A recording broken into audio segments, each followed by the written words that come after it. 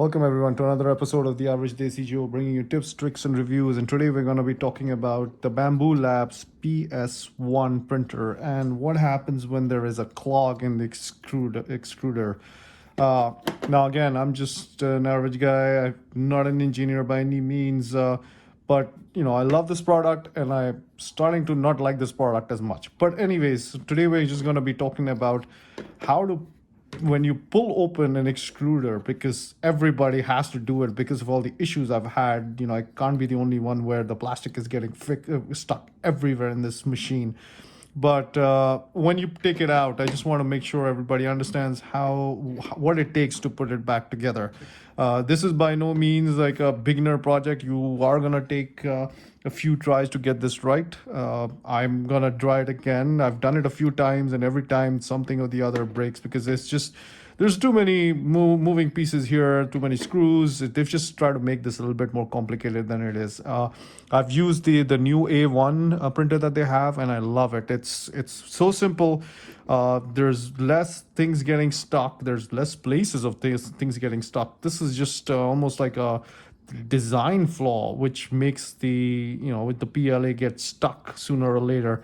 But anyways, so today I'll just show you how to put all of this together. Now, obviously, you need some kind of a tool because the wrenches they provide, those are like a pain to use. But anyways, so let's start with it. Now, obviously, I've taken the PLA out. That's for another episode. But here we're going to start with putting it all together. Now, how do we do that? So first of all, again, make sure when you take everything out, you are in your own space. Everything is right there. You miss one screw, you miss like a small, something tiny as that, and you are in trouble because you can't find this at your neighborhood store. You'll have to reach out to Bambu Labs, which takes a while since they don't have an online help. It needs to go through an email system back and forth, or a forum where somebody might come in and help you. But anyways, or look at YouTube videos. So in order to get started, first I'm gonna put this cutter. This is what we use to cut the PLA once it's in. We basically, well, first before we even do that, we have to unscrew. There's a screw in there that I need to unscrew. Now, usually these are unscrewed when you've taken this out, but just in case, I wanted to make sure I didn't lose this, so it was already in there. Now, there's a trick, well, not a trick, but something I've learned. When you're putting this in, make sure you don't turn this around. So let's say, I'll show you, because otherwise you're on the floor trying to look for this machine, this screw. Anyway, so I am now starting to tighten this a little bit. Well, loose it a little bit so that the wheel can go in. There we go. Now you heard the click. The wheel is in. Now here's where like a lot of people just turn this thing around, and what happens is that screw down in there, that pops out, the spring comes out, the screw's all over the floor, the spring's on the floor. The spring's easier to find than that screw. Once that thing's in, and you gotta make sure this thing is level, everything looks good, and then you just tighten this. Now, when it's tightened and you shake it and you don't hear any noise, that means this thing's gone in properly. Because usually a lot of times you don't know which way the screw's going in, or if the spring's in properly, and it kind of makes this loose noise. You don't want that happening. Anyways, so now that we have that, now comes the easy part, or at least it is. Just line up that with this.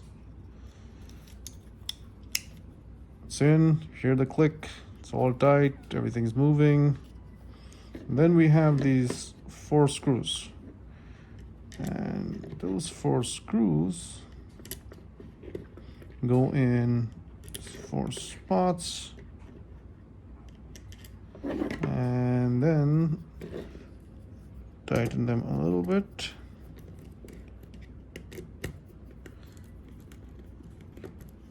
Hopefully you guys can see. So now we've tightened them. So let's make now we can turn them around and tighten them more. This is where I wish they had like one of those mini drill machines. That would have worked amazingly for this product, because what happens is every time it gets stuck, you have to go through this process. Because what happens is there's things that get stuck in here. This is where the PLA is getting fed, or it's getting stuck down here. Here, this is where it's extruding into this. So, or I should say it's like this. So it gets stuck down here, it gets stuck in here, and then this wheel stops running. All kinds of mess here. So anyways, so that's our part one. We've kind of put this together.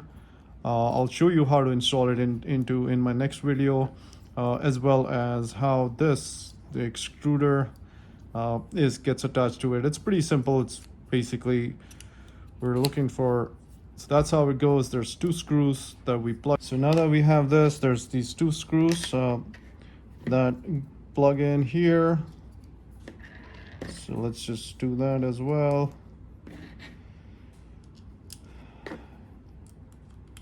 Again, this, it looks relatively simple to do this. The problem is that trying to figure this out, to take it out of the printer itself, is a little bit of a painful process. The other thing is, sometimes you don't know if you've put this in correctly, or there's going to be further issues. So what happens is, I install it after unscrewing it and then taking the PLA out and screw it back and all that, and then I plug it in, and then it still gives me a jam. And then you have to go back in, figure out, okay, where is it now? Start unplugging stuff, which can get very, very painful, as I'm sure you're aware. But anyways, so this is how to put the extruder and the toolkit back together. Again, a bit of a process, not a big fan, but now I'll show you how to put this back into the PS1. Anyways, I hope you enjoyed that. Please like and subscribe, and we'll continue making videos on the Bambu Labs 3D printers. All right, have a good day.